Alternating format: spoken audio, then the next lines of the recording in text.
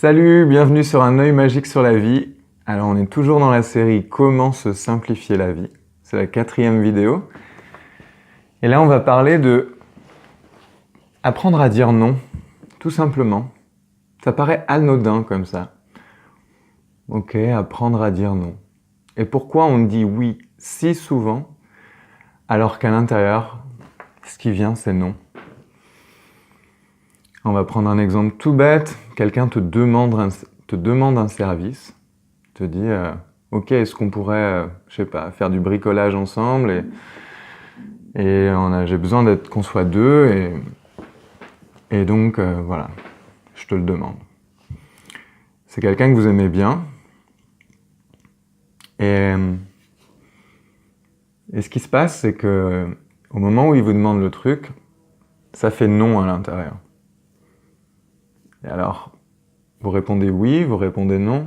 Admettons que vous répondiez oui. C'est que le oui est plus facile. C'est plus facile pour vous de dire oui à la personne que d'écouter votre non et de l'exprimer. Donc on pourrait en rester là et se dire « Ah, si c'est plus facile pour moi, je vais continuer comme ça. » Puisqu'après tout, on nous parle de se simplifier la vie.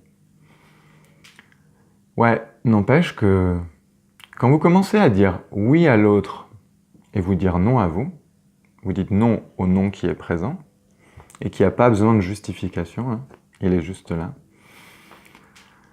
Ça vous demande beaucoup d'énergie pour aller dans le sens du oui alors que ça dit non à l'intérieur. C'est encore une fois, ça se rattache à 2 vidéos. Aller à contre-courant, parce que là il y a un non et vous allez vers un oui. Et puis ensuite, c'est très lié à l'image qu'on a envie que les gens aient de nous. Pour une seule et bonne raison, c'est qu'on veut de l'amour en retour. Donc en fait, c'est du commerce. Hein. Le oui qu'on donne, c'est pour que l'autre nous aime.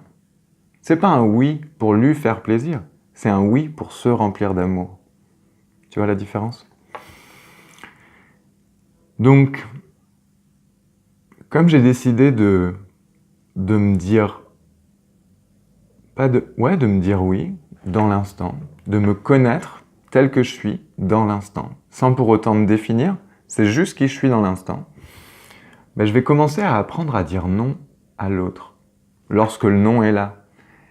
Et une petite digression, c'est que ce premier non peut aller vers un oui ensuite, hein.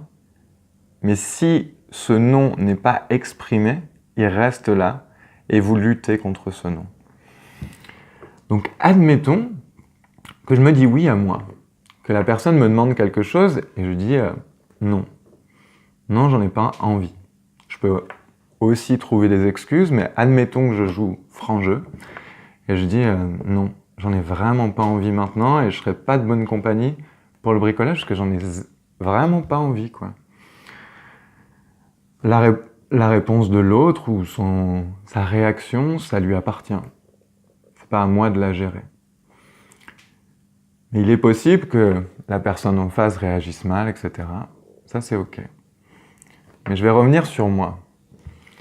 Quand je dis non à l'autre, je vais avoir à gérer des choses, évidemment. Je vais avoir à gérer peut-être de la culpabilité, ou peut-être toutes sortes d'autres sensations sur lesquelles je ne vais pas mettre de mots, ça dépend de chacun. Et par exemple, si ah merde, je suis pas fiable, on peut pas compter sur moi, je suis vraiment pas là quand on en a besoin, par exemple. Mais bref, ces mots vont se traduire en sensations, ou ces sensations, je les traduis en mots maintenant.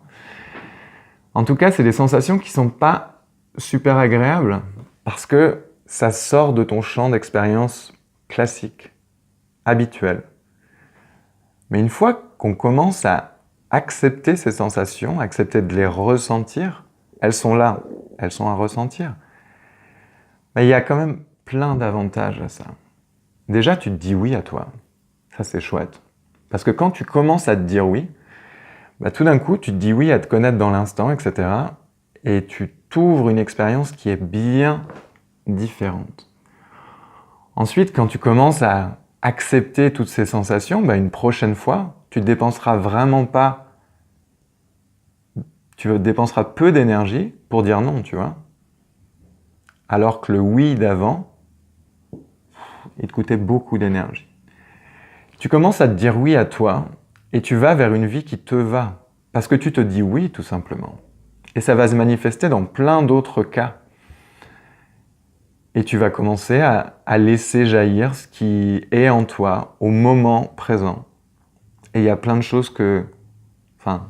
t'imagines même pas ce qu'il y a dedans, moi non plus d'ailleurs.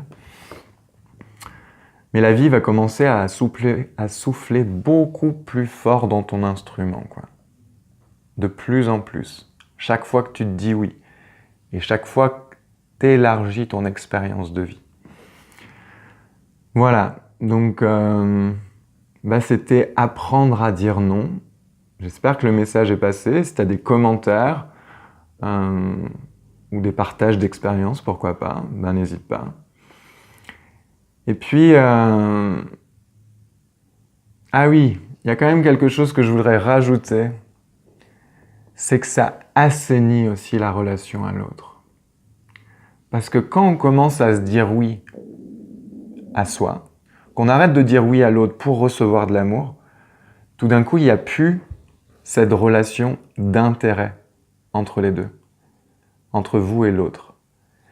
Donc du coup, si l'autre est avec vous, c'est parce qu'il en a vraiment envie et parce qu'il n'espère pas de l'amour. Et même chose pour vous. Du coup, ça devient du partage. Donc c'est une simplification de vie et une épuration, on peut dire, du mode relationnel. Voilà, cette fois-ci, j'en ai vraiment fini. N'hésite pas à la partager, cette vidéo, à t'abonner à la chaîne, à aller voir mon site pour une séance ou par curiosité, tout simplement, www.arnaudleboulevard.com. Et je te dis à bientôt. Ciao!